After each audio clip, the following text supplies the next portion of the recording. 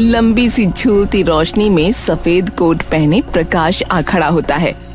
अगर वो चीज मुझे वापस नहीं मिली तो सारी मेहनत खराब हो जाएगी। प्रकाश की बीवी भी उसके बगल में आ खड़ी होती है। तो अब क्या करेंगे? अगर वो किसी गलत हाथ लगी तो आपको पता है ना कितनी बड़ी दिक्कत खड़ी हो जाएगी। मैं जानता हूँ।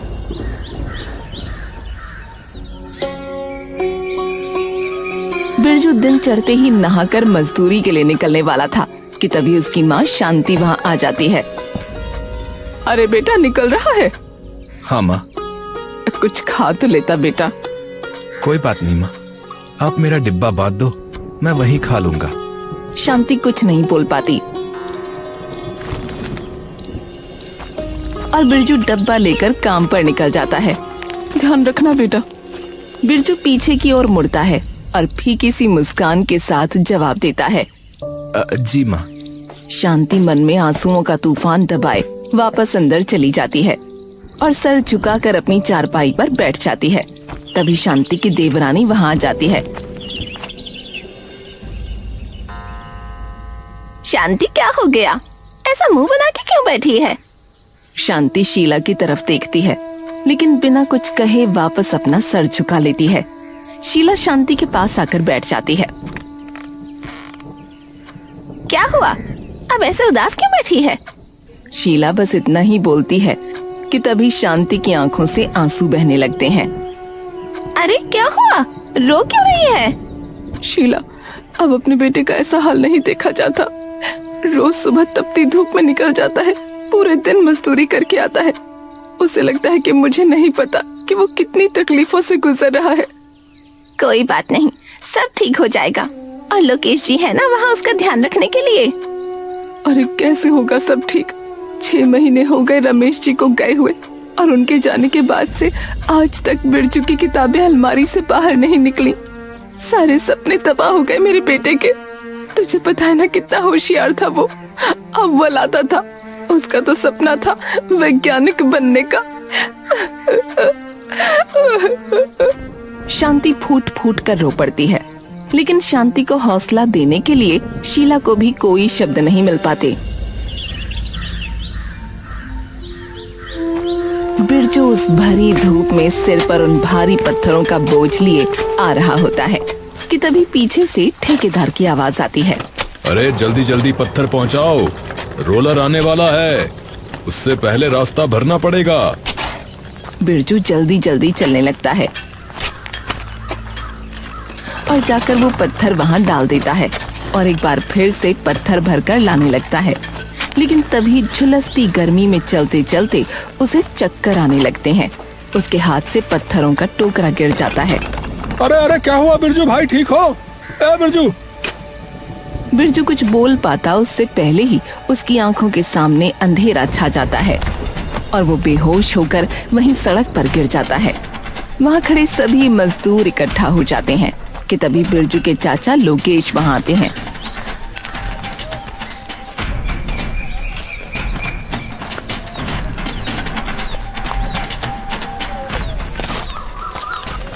अरे पानी लाओ फटाफट, ए भैया पानी लाओ। अरे लगता है ये गर्मी की वजह से बेहोश हो गया भैया। एक मजदूर तुरंत पानी लेकर आता है और लोकेश उसके मुंह पर पानी छिड़क देता है जिससे बिरजू को धीरे धीरे होश आने लगता है। अरे अरे बिरजू बेटा, अरे उठो उठो। अरे क्या हुआ? अरे ठीक तो हो? हाँ हाँ मैं ठीक हूँ। चलो चलो, बहुत काम रहता है चाचा। लोकेश बिरजू के सर पर हाथ लगाकर देखता है। अरे दिमाग खराब है क्या तुम्हारा बिरजू? है? अरे पूरा बदन तप रहा है बुखार से। अरे कैसे काम करोगे? नहीं चाचा, काम तो करना ही पड़ेगा, वरना घर पर लेकर क्या जाऊंगा। अरे इतना कुछ नहीं हो रहा, तुम घर जाकर आराम करो वरना तबीयत और खराब हो जाएगी। अरे नहीं चाचा, अगर मैं लेट गया तो घर कैसे चलेगा? बिरजू कांपती टांगों से वापस उठने की कोशिश करता है। अरे अरे तुम कुछ खाओ पहले बछुआ, फिर काम करना कुछ।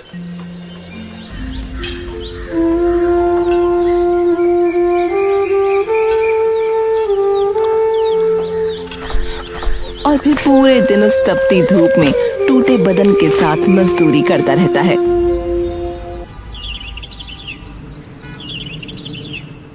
मैंने कहा था ना, मानव पर भरोसा नहीं कर सकते, लेकिन तुम्ही ने शौक से उसे अपना असिस्टेंट बनाया था। अरे तो मुझे क्या पता था, अब ना जाने वो उसे कहाँ लेकर चला गया होगा। पुलिस को भी कंप्लेंट कर तो दी है, लेकिन अभी तक उन्हें बस इतना पता चला कि मानव को आखिरी बार किसी गांव की तरफ जाते देखा था। रात हो जाती है और बिरजू थकी हारी हालत में वापस अपने घर आ रहा होता है। तभी वो देखता है कि एक इंसान जिसके मुंह पर काला कपड़ा ढका है, उसके हाथ में एक बड़ा सा बैग है। वो चुपके से जंगल की ओर जा रहा है। अरे ये कौन है? इस वक्त तो गांव में सब लोग सो जाते हैं, तो ये यहाँ क्या कर रहा है? बिरजू उस इंसान के पीछे पीछे जाने लगता है और धीरे धीरे दोनों जंगल में चले जाते हैं। वो इंसान जाकर जंगल के सबसे ऊंचे पेड़ के सामने रुक जाता है। बिरजू उसे वहीं छुप कर देखने लगता है। ये यहाँ कर क्या रहा है? वो इंसान अपने हाथों से मिट्टी खोदना शुरू करता है और मिट्टी में एक गहरा गड्ढा बनाकर अपने बैग को उसमें रखकर उसे मिट्टी से दबा देता है और इधर उधर देखकर दबे पांव वहां से निकल जाता है। अरे ये क्या दबा के चला गया यहाँ? जाके देखूं क्या? अरे नहीं, अगर कुछ गलत हुआ तो। बिरजू पलटकर वापस जाने लगता है, लेकिन उसका ध्यान उस बैग से हट नहीं पाता। अगर किसी का चुराया हुआ सामान हुआ तो फिर क्या होगा? बिरजू हिम्मत करके उस पेड़ के पास जाता है और बैग को निकाल लेता है। देखता है कि उस बैग के अंदर एक जैकेट है। अरे ये क्या? इसमें तो जैकेट है। बिरजू जैकेट को देखकर एकदम विचलित हो जाता है। इसे वो छुपा क्यों रहा था? आखिर ऐसा क्या है इसमें? बिरजू जैकेट की जेब खोजने लगता है, लेकिन उसे उसमें कुछ भी नहीं मिलता। चलो कोई नहीं, घर ले जाता हूँ, मेरे काम ही आ जाएगी। ये बेवकूफ आदमी तो पता नहीं यहाँ पर क्यों दबा कर चला गया, जैसे ये जैकेट सोने की बनी हो। बिरजू जैकेट को उठाकर घर ले जाता है।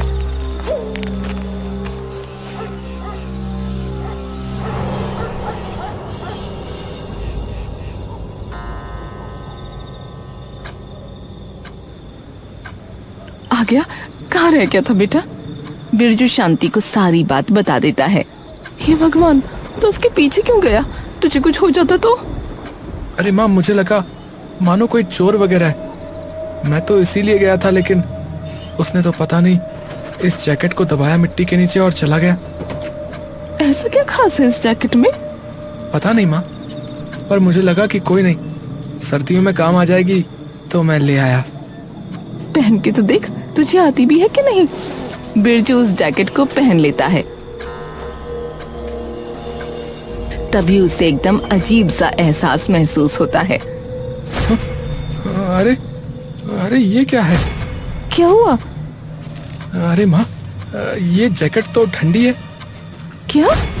हाँ माँ, बाहर देखो कितनी गर्मी है, लेकिन मुझे एकदम से ठंड लग रही है। और कमाल की बात तो ये है माँ कि इसे पहनने से पहले मेरी तबीयत खराब थी, लेकिन अब ऐसा लग रहा है जैसे पता नहीं कितनी ताकत आ गई हो। शांति ये सुनकर एकदम दंग रह जाती है। पर ये कैसे हो सकता है? पता नहीं माँ, पता नहीं। पर ये तो ऐसा लगता है जैसे भगवान ने करिश्मा कर दिया हो। हाँ माँ, अब मैं कल से इसे ही पहन कर जाऊंगा। बेटा, पर इसके बारे में किसी को बताना मत, वरना सब लोग इसे तुझसे लेने की कोशिश करेंगे।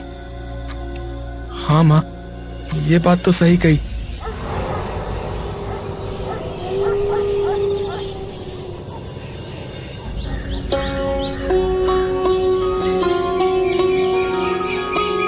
अगले दिन ही बिरजू वो जैकेट पहनकर काम पर जाता है और जैसे ही बिरजू को सब लोग वो भारी जैकेट पहने देखते हैं तो वो सभी चौंक जाते हैं। अरे बिरजू, अरे इतनी भरी गर्मी में तूने इतनी मोटी जैकेट क्यों पहनी हुई है? अरे चाचा, वो तबीयत खराब थी ना, तो जरा ठंड सी लग रही है। सब लोग चौंक कर एकदम से सूरज की ओर देखते हैं। अरे बुखार दिमाग में चढ़ गया है क्या तेरे? हैं? कल तो गर्मी की वजह से तू बेहोश हो गया था। अरे नहीं नहीं, वो तो तबीयत में कभी कभार हो ही जाता है, पर मैं एकदम ठीक हूँ। मुझे कोई दिक्कत नहीं हो रही है जैकेट में। हाँ ठीक हूँ मैं। अरे भाई जब तू ठीक है तो फिर जैसी तेरी मर्जी। चलो भाई चलो, फटाफट सारे काम पर लगो। चलो चलो। सब मजदूर काम पर लग जाते हैं, लेकिन बिरजू उन सभी मजदूरों में से सबसे ज्यादा तेजी से और एकदम मुस्कुराते हुए अपना काम कर रहा होता है। अरे जिस गर्मी में हमसे 4 ईंटें ठीक से नहीं उठाई जा रही हैं, उसी गर्मी में देखो बिरजू भाई कैसे सीमेंट के भारी भारी कट्टे उठाकर भागे जा रहे हैं। सब लोग बिरजू का ऐसा जोश देखकर दंग रह जाते हैं।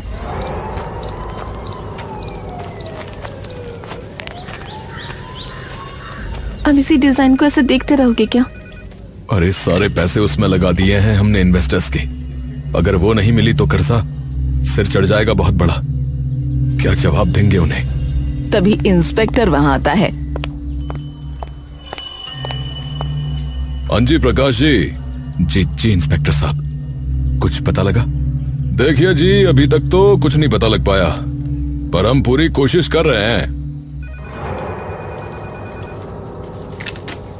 और फिर इंस्पेक्टर साहब की तरफ देखता है। आपने ये कहा था ना कि आपने आखिरी बार उसे किसी गांव की ओर जाते हुए देखा था? जी हाँ, केशवपुर गांव की ओर जाते हुए देखा था, और हमने वहां भी खूब पूछताछ करी, लेकिन हमें कुछ नहीं पता लग पाया जी। ओह ठीक है। इंस्पेक्टर वहां से चला जाता है। हमें चलकर देखना पड़ेगा उस जगह। क्या पता वहीं किसी आसपास के गांव में कहीं वो छुपा हुआ हो। ठीक है, चलकर देखते हैं।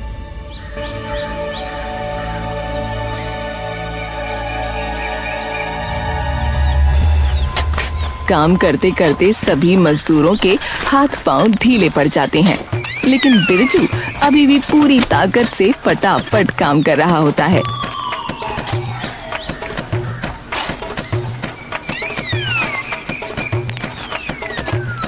जिसे देखकर ठेकेदार एकदम खुश हो जाता है।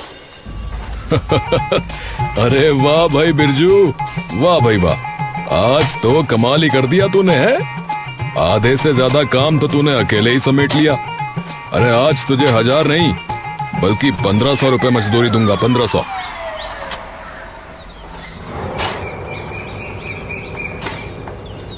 देखो भाई, अगर आज ये काम पूरा नहीं हुआ ना तो कल से सबकी मजदूरी कटेगी, बता दे रहा हूँ, क्योंकि आगे से बहुत प्रेशर है।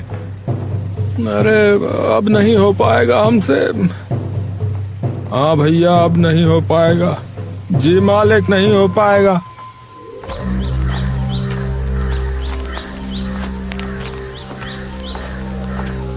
अरे आप लोग आराम करो, ये काम मैं पूरा करता हूँ। सब चौंक जाते हैं। अरे अरे क्या बोल रहा है बेटा? चिंता मत करो चाचा, हो जाएगा। बिरजू इतनी तेजी से सारा काम उस भारी गर्मी में करता है जैसे 3-4 लोग एक साथ काम कर रहे हों, जिसे देख सब मजदूर चौंक जाते हैं और धीरे धीरे काम पूरा हो जाता है। अरे अरे ये अकेले कैसे कर दिया तुमने? अरे ये मेरा भतीजा है मालिक। हाँ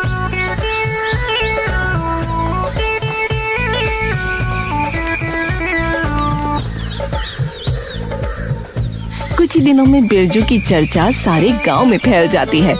वो भरी गर्मी में जैकेट पहनता है और उसके बावजूद सबसे ज्यादा काम करता है। अरे जब से ये जैकेट आई, अरे तब से ऐसा काम करता है बिरजू, अरे जैसे शक्तिमान हो भैया। है तो चाचा मतलब ये जादुई जैकेट है क्या? है अरे धत, ऐसा थोड़ा ही ना होता है। जादुई जैकेट, हर चीज में जादू जादू है। अरे जैकेट वैकेट की वजह से कोई इतना ताकतवर थोड़ी ना बन जाएगा। अरे ये सब इसके पापा यानी मेरे भाई के आशीर्वाद से हो रहा है। हाँ अरे हाँ, वो भी तो सबसे ज्यादा मेहनती थे, और नहीं तो क्या, इसीलिए हो रहा है। दिन ढल जाता है। सब मजदूर अपनी दिहाड़ी लेकर अपने घर जाने लगते हैं। बिरजू भी अपने घर जाने लगता है। तभी लोकेश बोल पड़ता है। अब बिरजू बेटा, एक बात बोलूं? अरे बोलो ना चाचा, आपको भी कुछ पूछने की जरूरत है क्या? अरे तुम्हें इस तरह से मुस्कुराता देख दिल खुश हो जाता है बेटा, क्योंकि भैया के गुजरने के बाद तो ऐसा लग रहा था जैसे तुम हंसना ही भूल गए हो। हमेशा ऐसे ही खुश रहो बेटा, ताकि तुम्हें खुश देखकर मेरी भी हिम्मत बनी रहे। बिरजू ये सुनकर भावुक हो जाता है। मैं इन्हें कैसे भूल गया, और अपने चाचा को, जो कि न जाने कब से ये काम कर रहे हैं, चाहे सर्दी हो या गर्मी।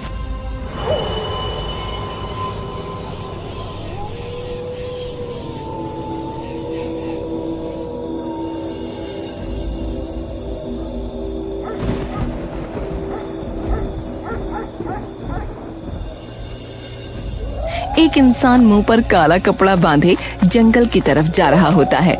थोड़ी ही देर में जंगल के सबसे ऊंचे बरगद के पेड़ के पास जाकर वो रुक जाता है और देखता है कि जो गड्ढा उसने अपने बैग को वहां छुपाने के लिए बनाया था, वो गड्ढा एकदम खाली है। वो इंसान छटपटा कर इधर उधर देखने लगता है, लेकिन उसे कुछ मिलता नहीं। अरे अरे मेरा बैग कहाँ गया? मैंने उस बैग को इतना संभाल के यहाँ छुपाया था ताकि किसी को पता न चले। कहाँ गया बैग? अरे कहाँ गया बैग? बिरजू अकेला अपने कमरे में बैठा है। उसके सामने जैकेट रखी है। इस जैकेट में ऐसा है क्या?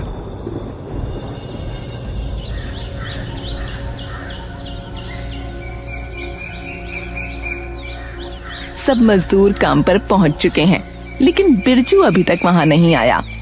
अरे काका, अरे बिरजू क्यों नहीं आया अभी तक? अरे पता नहीं बेटा, अब तक तो कब का आ चुका होता है। तभी बिरजू वहां आ जाता है। अरे बिरजू बेटा, अरे कहाँ रह गए थे बेटा?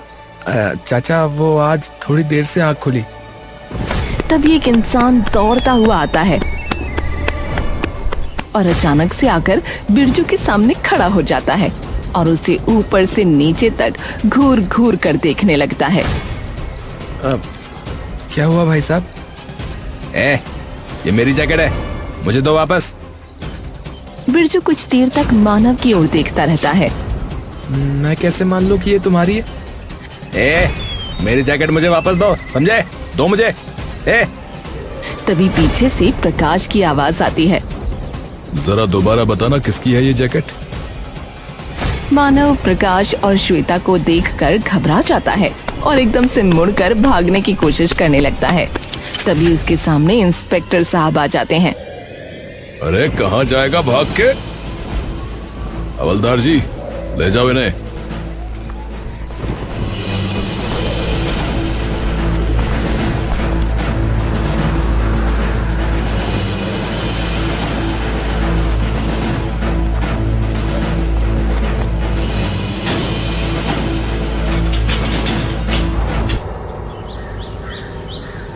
अब भाई, उसकी वजह से आपको तंग होना पड़ा, उसके लिए मैं माफी मांगता हूँ। जी जी, कोई बात नहीं भाई साहब। देखिए, असल में ये जैकेट मैंने बनाई है और हम कई दिनों से इसी को ढूंढ रहे थे। तो फिर वो कौन था जो अभी ये कह रहा था कि ये जैकेट उसकी है? दरअसल मैं एक साइंटिस्ट हूँ और वो मानव था, मेरा असिस्टेंट। मैंने दरअसल ये जैकेट आम लोगों के लिए बनाई थी, जो कि मजदूरी करते हैं, खेती करते हैं तपती धूप में। उन्हें पूरे पूरे दिन न जाने कितने भारी भरकम काम करने पड़ते हैं। तो ये उन्हीं के लिए मैंने बनाई थी। लेकिन मानव के मन में लालच आ गया। उसे लगा कि अगर इस एक्सपेरिमेंट को मंजूरी मिल गई तो उसे कुछ नहीं मिलेगा। तो इसीलिए वो जैकेट चुरा कर भाग गया, ताकि इसे किसी बिजनेसमैन को ज्यादा पैसों में बेच सके। अच्छा, तो उस दिन यही था जो जंगल में उस बरगद के पेड़ के पास वो बैग छुपा के गया था। अरे साहब, पर ऐसा क्या लगा है इसमें? देखिए, ये जैकेट बाहर की तेज धूप और गर्म हवा को अपने अंदर खींचकर उसे ठंडक में बदल देती है। इसलिए इसे पहनने वाले को अंदर से ठंडा लगता है, और जब शरीर को गर्मी नहीं सताती तो ताकत भी जल्दी खत्म नहीं होती। ये सुनकर सब दंग रह जाते हैं। पर यह कैसे हो सकता है कि ये गर्मी को बदलकर ठंडा कर देती है? क्योंकि इसके अंदर इवेपोरेटिव कूलिंग टेक्नोलॉजी लगी है। अरे तुम्हें कैसे पता? बिरजू मुस्कुराकर सर झुका लेता है।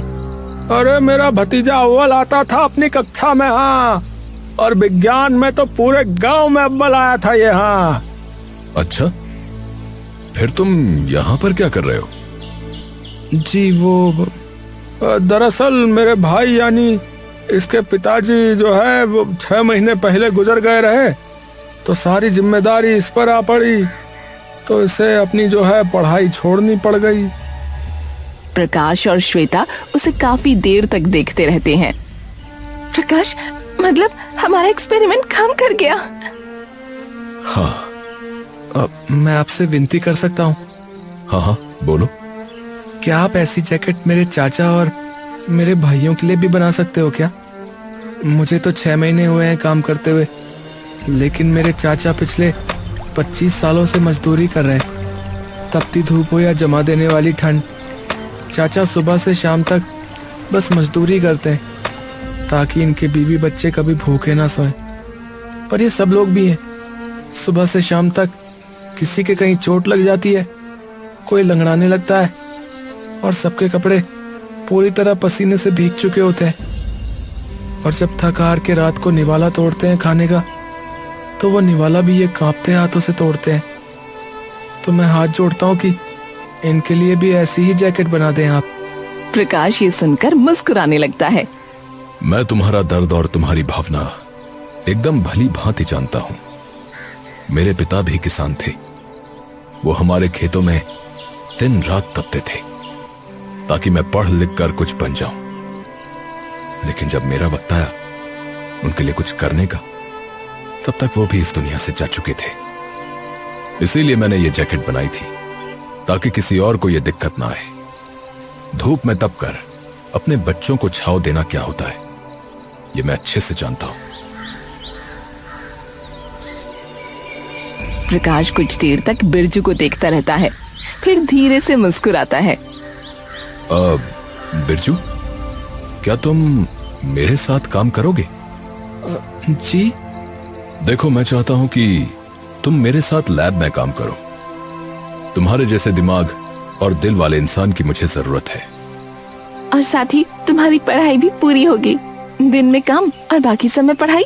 तुम्हारी पढ़ाई का पूरा खर्चा मैं उठाऊंगा, और सिर्फ खर्चा ही नहीं, मैं खुद तुम्हें सिखाऊंगा ताकि तुम एक दिन मुझसे भी बेहतर साइंटिस्ट बनो।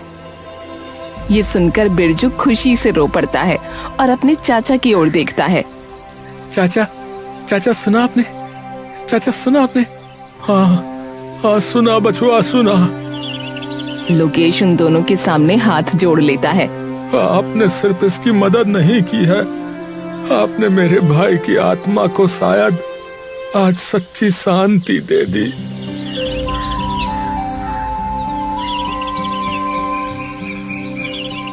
और कुछ ही महीनों में वैसी ही जैकेट सभी दूसरे मजदूरों और किसानों को अच्छी तरीके से बनाकर दे दी जाती है, जिसे बनाने में प्रकाश के साथ साथ बिरजू का भी बहुत बड़ा हाथ होता है।